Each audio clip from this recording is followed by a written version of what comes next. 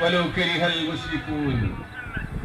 اللهم صل على محمد وعلى آل محمد كما صليت على إبراهيم وعلى آل إبراهيم وبارك على محمد وعلى آل محمد كما باركت على إبراهيم وعلى آل إبراهيم إنك حميد مجيد.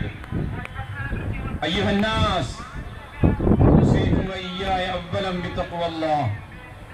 يا أيها الذين آمنوا اتقوا الله حق تقاته ولا تموتن إلا وأنتم مسلمون.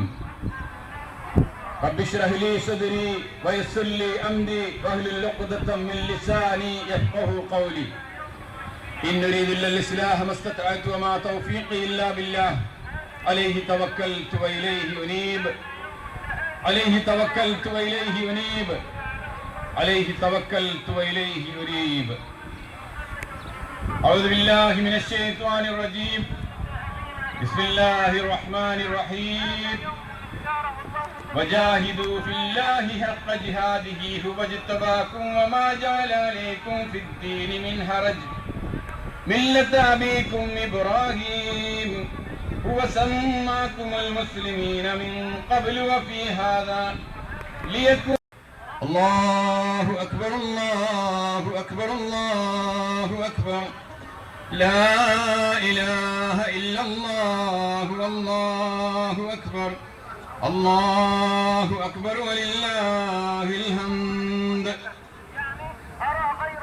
ബഹുമാന്യരായ സഹോദരി സഹോദരങ്ങളെ, ത്യാഗ നിർഭരമായ മഹനീയ സ്മരണകൾ അയവിറക്കുന്ന അഥവാ മഹാനായ ഖലീലുല്ലാഹി ഇബ്രാഹിം നബി അലൈഹിസ്സലാമയുടെ ജീവിത സ്മരണകൾ അനുസ്മരിച്ചുകൊണ്ട് ആഘോഷിക്കുന്ന ഈ ബലിപെരുന്നാൾ അതിൻ്റെ എല്ലാ അർത്ഥത്തിലും ആഹ്ലാദവും ആഘോഷവും സന്തോഷവും പങ്കുചേർന്നുകൊണ്ട് ആഘോഷിക്കുവാൻ അള്ളാഹു നമ്മെ ഓരോരുത്തരെയും എല്ലാവരെയും നിങ്ങൾ വിളിക്കുമ്പോൾ ഈ സംഘാടകരുടെ ഞങ്ങളുടെ ആശംസകളും അവരെ അറിയിക്കണേ എന്ന് തുടക്കത്തിൽ ഓർമ്മപ്പെടുത്തുകയാണ്.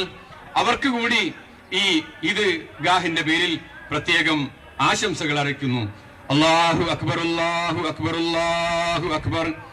ലാ ഇലാഹ ഇല്ലല്ലാഹു അല്ലാഹു അക്ബർ.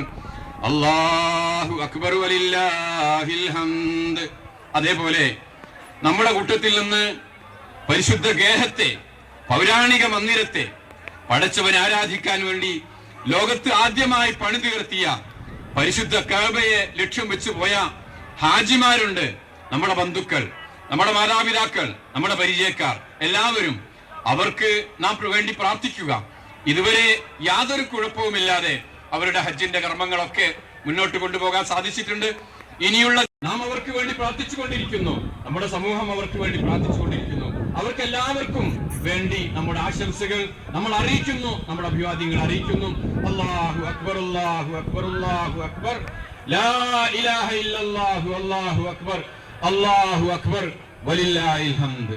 സഹോദരങ്ങളെ, ത്യാഗോജ്വലമായ ഒരു ജീവിതത്തിന്റെ മഹനീയമായ സ്മരണകൾ നാം അയവിറക്കിക്കൊണ്ടിരിക്കുന്നു.